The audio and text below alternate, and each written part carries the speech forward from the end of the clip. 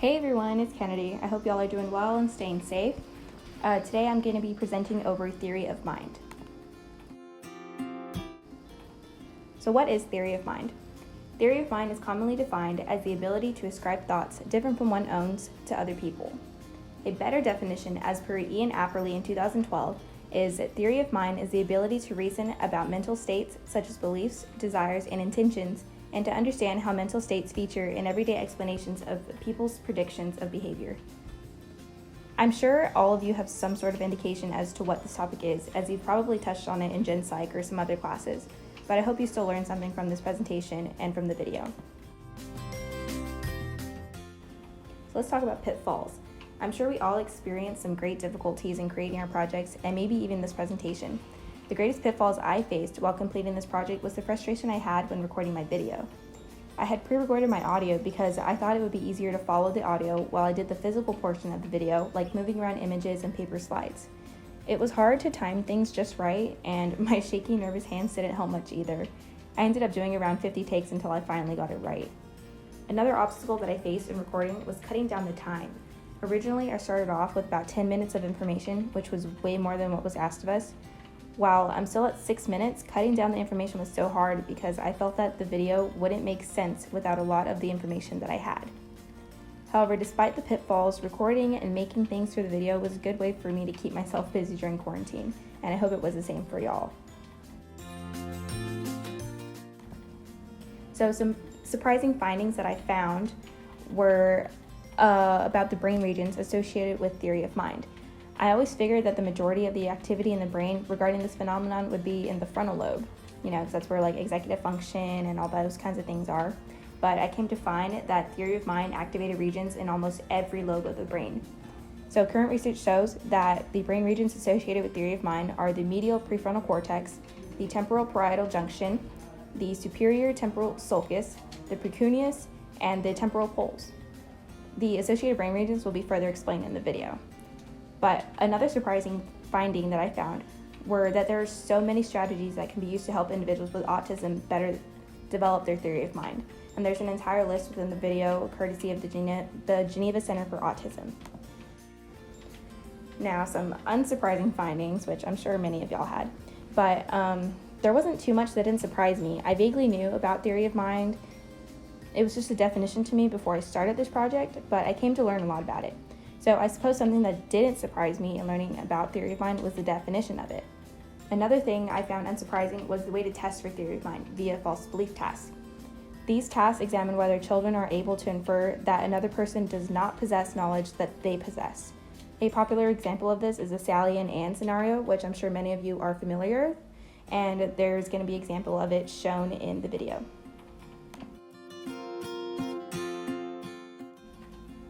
So some implications for future research. Although there's a lot of information out there about theory of mind, there's still so much to be learned. For example, most current and classic work on theory of mind is associated primarily with children. I feel that this work should be expanded across different sets of populations like infants, adults, the elderly, atypically developing individuals, and a larger variety of animals, more than just the chimpanzee. Another avenue for future research would be to investigate how the concept of theory of mind differs among cultures from all around the world. I'm sure that would be something really interesting just to see how other cultures believe that we come up with our own theory of mind. And lastly, we're going to talk about theory of mind in the everyday world.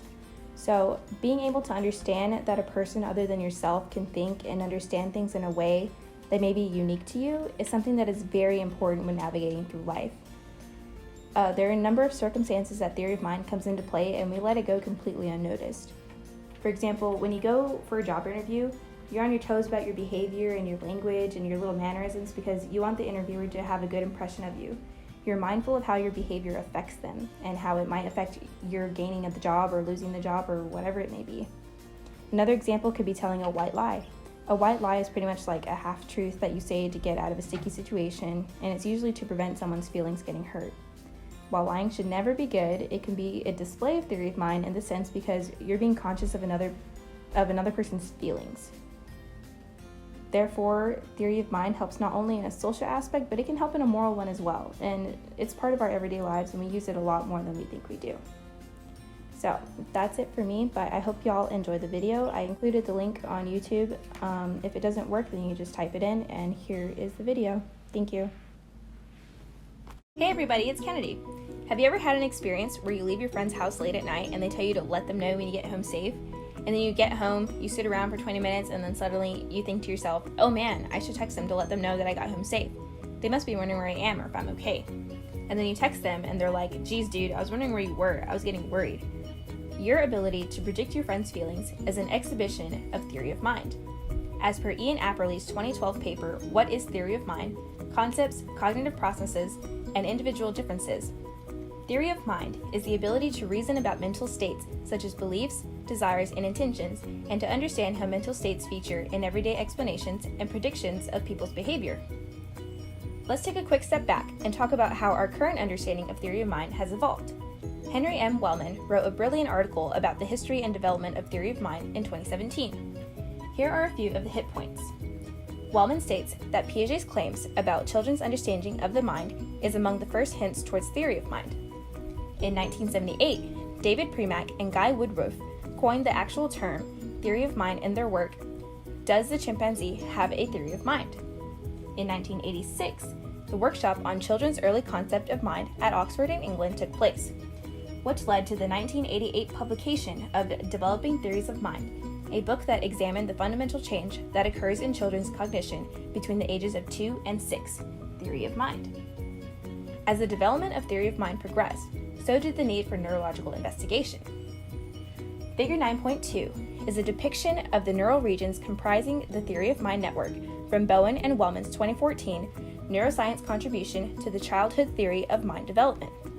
Though shown only one hemisphere, research demonstrates that each of these regions is recruited bilaterally for theory of mind reasoning in adults and children. Current research shows that the brain regions associated with theory of mind are the medial prefrontal cortex, the temporal parietal junction, the superior temporal sulcus, the precuneus, and the temporal poles.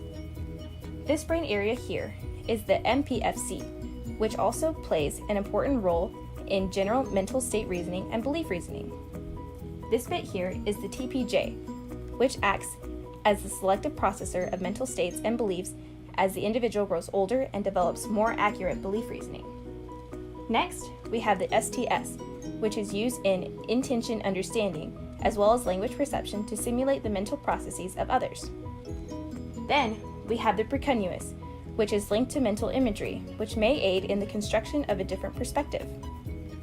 Lastly, we have the temporal poles, which are used for retrieval of personal experiences from memory. An individual who has sustained injuries in these areas of the brain or are underdeveloped in these regions may not have developed a theory of mind.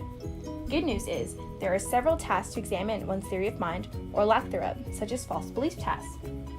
False belief tasks examine whether or not the children are able to attribute different beliefs of a person from their own. One of the most popular false belief tasks is the Sally Ann example. Here's a clip from a video where the task is demonstrated. Jack, this is Ann, and this is Sally. And these are Sally's basket, Ann and Sally's basket and box. And guess what? One day, Ann and Sally were playing with a block in the house. And then Sally decided to put the block inside the box.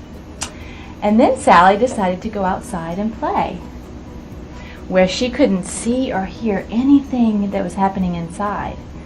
Bye, Sally. Well, that tricky Ann, guess what she did? She took it out of the box. She took the block and put it in the basket. Now, did Sally see Ann move the block? Because she was outside. That's right. Swinging. That's right. She didn't see. So when Sally comes back in, where will she think the block is? In there, but it's not. It's in there. So she'll think it's in the box. Yeah, Why do you think she'll think that? Because she put it there. In contrast to the child's correct answer, an indication of a theory of mind, children with atypical brain development, like those with autism, would not find this task so easy to do due to their social impairments. The Geneva Center for Autism website provides a list of difficulties individuals with autism face in regards to theory of mind, as well as strategies that could help their development of it. The left column begins with difficulties that refrain from the development of a theory of mind, such as difficulty explaining own behaviors, difficulty understanding emotions, difficulty predicting the behavior or emotional state of others, and as follows. The column on the right then lists different strategies to help, such as teach the concepts of feelings and emotions, teach awareness that others have their own state of mind, teach how to read nonverbal cues, etc. From this list, we can gather what difficulties some individuals with autism face by not having a theory of mind, but it should also remind the rest of us of what we are capable of. By being able to engage in this psychological phenomenon, we can easily pick up on social cues, provide ourselves with safety and good judgment in dire situations, but most importantly, we are able to be more conscious of how our behaviors can affect the people around us. Thank you for watching.